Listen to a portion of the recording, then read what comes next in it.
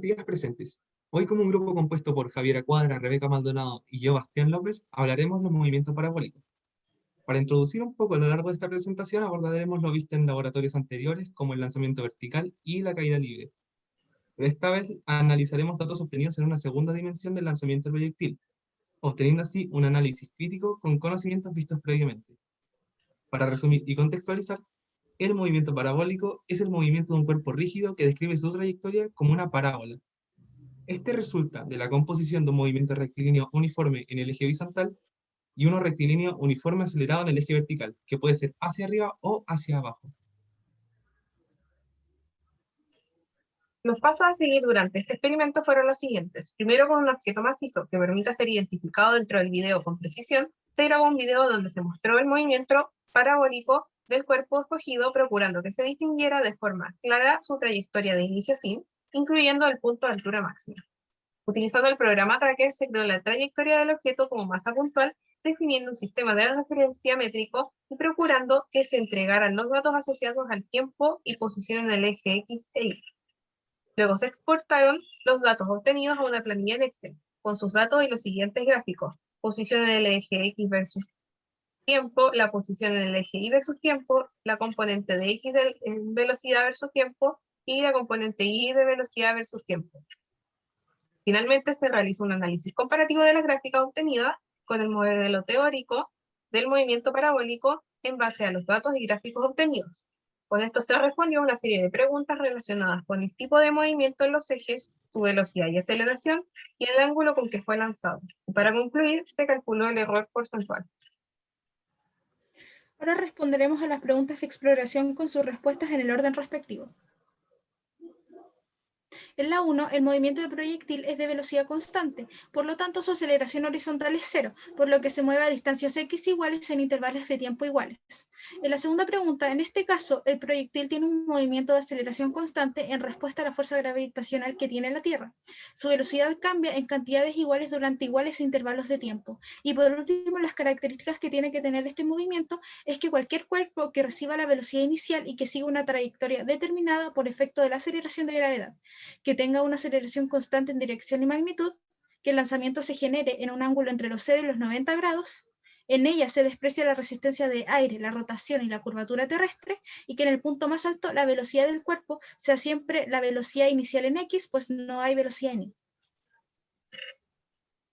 Ahora les presentaremos los videos por cada integrante.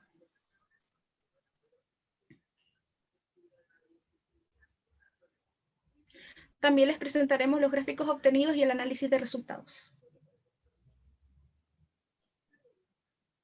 Bueno, en la posición eje X versus tiempo, la línea de tendencia es similar a la de referencia. La mayoría de los datos siguen la línea de tendencia y los datos no están dispersos.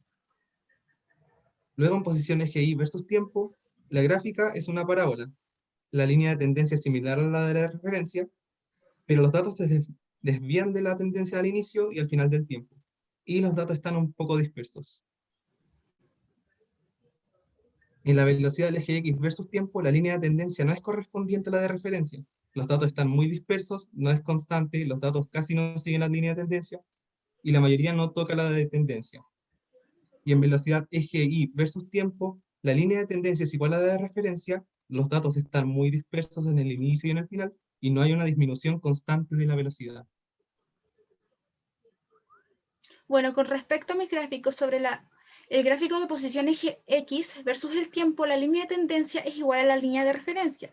Los datos siguen en su mayoría la de tendencia. Hay una baja dispersión de los datos y los datos son positivos. Con respecto al de posición eje Y versus el tiempo, la línea de tendencia es similar a la de referencia. Los datos siguen la línea de tendencia, pero algunos datos se desvían al final. Hay una baja dispersión de los datos. Siguiendo con el gráfico de velocidad Gx versus el tiempo, la línea de tendencia no es igual a la de referencia. La línea de tendencia se encuentra inclinada, por lo tanto no es constante. Los datos están muy dispersos entre sí y ninguno se encuentra dentro de esta línea de tendencia. Y por último, mi velocidad en eje Y versus el tiempo, la línea de tendencia es igual a la de referencia, pero los datos no siguen esta línea de tendencia, muy pocos lo siguen. Los datos están algo dispersos al inicio y muy dispersos al final. Bueno, en mi caso, en cuanto al gráfico de posición en el eje X, la línea de tendencia es igual a la de referencia.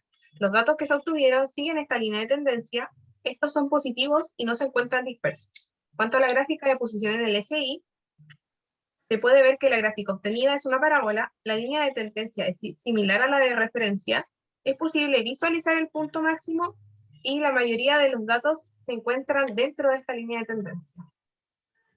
Sobre la gráfica de velocidad en el eje X, en este caso se puede ver que no es una constante. Los datos están algo dispersos, la línea de tendencia se encuentra un poco inclinada en comparación con la de referencia, y algunos datos no siguen esta línea de tendencia. Y para finalizar, sobre el gráfico de velocidad en el eje Y, sigue una disminución constante. La línea de tendencia es igual a la de referencia, pero los datos tienden a desviarse al inicio y al final, y existe una baja dispersión de los datos. Ahora viene lo que son las preguntas a responder, pero como grupo llegamos a un acuerdo, ya que al momento de responder las dos primeras preguntas, A y B, los tres integrantes tuvimos la misma respuesta. A. En el eje horizontal, el objeto tiene un movimiento rectilíneo uniforme, la aceleración es nula, pero la velocidad es constante, pues al ver los datos obtenidos y la ecuación describen una recta de movimiento en el eje vertical. B. Y en el eje vertical, el objeto tiene un movimiento rectilíneo uniforme acelerado, pues su velocidad varía en función de la aceleración de gravedad, tomando en cuenta que la segunda es constante. Ahora, retomando las respuestas de las siguientes C, D y E de forma individual, la velocidad inicial que obtuve primero por componente es de 3,78 I tongo y 0,93 J tongo, dándome una velocidad inicial de 4,72 metros partido en segundo. Mi aceleración de gravedad experimental obtenida por los gráficos es de 9,3 metros partido en segundo cuadrado, y luego sacando el ángulo del lanzamiento me dio un valor de 76 grados.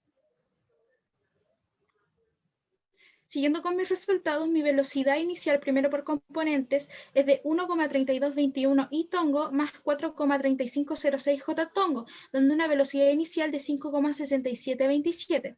Luego, mi aceleración de gravedad experimental es de un 12,2436. Y por último, mi ángulo experimental es de un 73,09 grados. En cuanto al vector de velocidad inicial en mi caso, por componentes, fue de 1,46 I tongo más 3,09 J tongo, obteniendo una velocidad inicial de 4,5 metros por segundo. El valor de la aceleración de gravedad obtenido fue de 9,45 metros partido en segundo al cuadrado, y en cuanto al ángulo con que fue lanzado el objeto, obtuve que este fue de 64,77 grados. Para concluir, se hizo el cálculo del error porcentual en el caso de los gráficos de posición versus tiempo en el eje Y. Esto se calcula obteniendo el valor absoluto de la diferencia entre la aceleración de gravedad teórica y la experimental, dividiendo en la aceleración de gravedad teórica para luego multiplicar esto por 100 y así obtener el porcentaje aproximado. En el caso de Bastián, el error porcentual obtenido fue de 5,78%. Luego, en el caso de Rebeca, el error porcentual obtenido fue de 24,93%, el cual está un poco por encima del rango normal esperable, que era de un 15%. Y finalmente, en mi caso, el error porcentual obtenido fue de 3,61%. Y bueno, para terminar necesitamos responder preguntas como las siguientes. ¿Qué aprendimos? A analizar los datos entregados por los gráficos, calculando errores que reflejan el nivel de precisión que tuvimos al momento de realizar el experimento, ya sea por fallas humanas o al momento de grabar. También a reconocer los tipos de movimiento presentes en el proyectil lanzado por cada uno de nosotros. Y por último, a ver las diferencias entre dos ejes que no se habían usado en laboratorios anteriores, que son el eje X e Y. Luego, ¿cuáles fueron las dificultades? Bueno, una de las más grandes fue el disminuir el porcentaje de error que nos daban al calcularlos, ya que nos daban valores demasiado altos y tuvimos que repetir más de una vez la grabación hasta que nos diera los números racionales y cercanos o menor a lo exigido. Otra más fue que las gráficas de algunos integrantes variaban hacia dónde se lanzaba el objeto, generando un desacuerdo que logramos resolver como equipo y dando una solución lógica y racional basada en los conocimientos físicos adquiridos. Y como último, ¿cómo influye el ángulo de tiro en el movimiento parabólico? Bueno, cuando el ángulo es de 45 grados, se puede obtener el rango horizontal máximo. Cuando el ángulo es de 90 grados, se puede obtener el rango vertical máximo, pero el rango horizontal será nulo. Y así es como finalizamos nuestra presentación. Muchas gracias.